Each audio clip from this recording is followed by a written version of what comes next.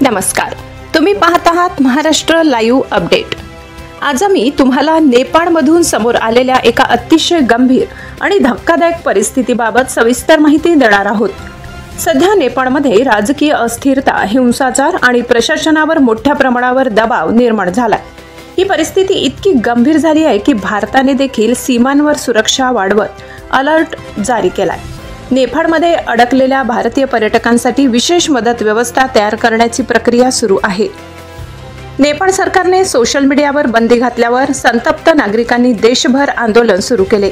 राजधानी काठमांडूपासून इतर भागांपर्यंत आंदोलकांनी संसदेवर, न्यायालयावर आणि प्रधानमंत्र्यांच्या कार्यालयावर हल्ले करत जाळपोळ केली। सरकारी इमारतींना आग लावून प्रशासनाचे मोठे नुकसान करण्यात आले। आंदोलकांच्या रोषामुळे अनेक ठिकाणी सुरक्षा दल आणि नागरिक यांच्यात संघर्ष झाले।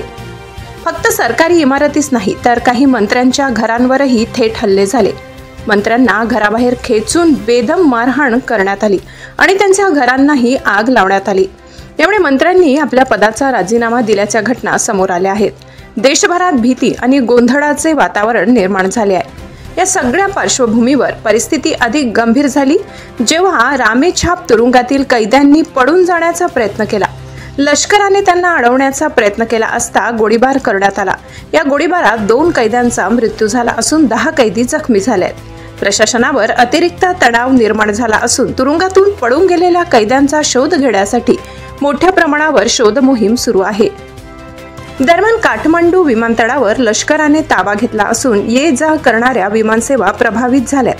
भारतातून अनेक गेलेले पर्यटक नेपाळमध्ये अडकून पडले असून त्यांना सुरक्षित बाहेर काढण्यासाठी भारत सरकारने पावले उचलली आहेत। भारतीय दूतावास संपर्क साधून पर्यटकांची नोंदणी करत असून त्यांना आवश्यक त्या मदतीसाठी योजना तयार करत आहेत। मुंबई, पुणे आणि इतर शहरांमधून नेपाळला गेलेले पर्यटक या हिंसाचारामुळे चिंतेत आहेत। त्यांना सुरक्षित परत आणण्यासाठी भारताचे परराष्ट्र मंत्रालय आणि संबंधित यंत्रणा समन्वयाने काम करत आहेत। काही विमान कंपन्यांनी तात्पुरते नेपाळला जाणारी सेवा बंद करण्याचा निर्णय घेतलाय। त्यामुळे नेपाळशी संपर्क राखणे आणि पर्यटकांना मदत करणे हे मोठे आवाहन बनले आहे। भारताने नेपाळ सीमेजवळ सुरक्षा वाढविली आहे। सीमावर्ती भागात सैन्य आणि पोलीस सतर्कतेने गस्त घालत आहेत। नागरिकांना अनावश्यक प्रवास टाळण्याचे आणि सुरक्षित राहण्याचे आवाहन करण्यात आले आहे। परिस्थितीवर सतत लक्ष ठेवून आवश्यकतेनुसार मदत आणि संरक्षण देण्याची तयारी केली जात आहे।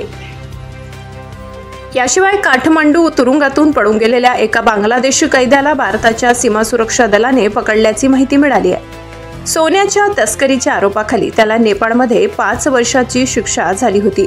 पळून गेल्यानंतर तो सीमेजवळ सापडला आणि प्रशासनाने त्याला ताब्यात घेतले।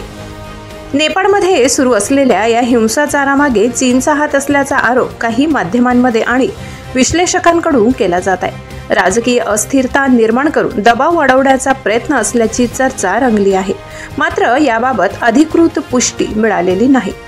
सध्या नेपाळमध्ये नागरिकांना शांतता राहण्याचे आवाहन केले जात असले तरी परिस्थिती अजूनही तणावपूर्ण आहे। मंत्र्यांचे राजीनामे, जाळपोळ, गोळीबार आणि तुरुंगातून कैद्यांचे पलाय या घटनांनी देशभर अस्वस्थता वाढली आहे। भारताने नागरिकांच्या सुरक्षेसाठी विशेष उपाययोजना करत असतानाच परिस्थितीवर बारकाईने लक्ष ठेवले आहे। ही परिस्थिती नेपाळ आणि भारत दोन्ही देशांसाठी मोठे आव्हान ठरली आहे। पुढील काही दिवसात परिस्थिती कशी बदलते यावर सर्वांचे लक्ष राहणार आहे। आम्ही तुम्हाला या घडामोडींवर वेळोवेळी सविस्तर अपडेट देत राहू।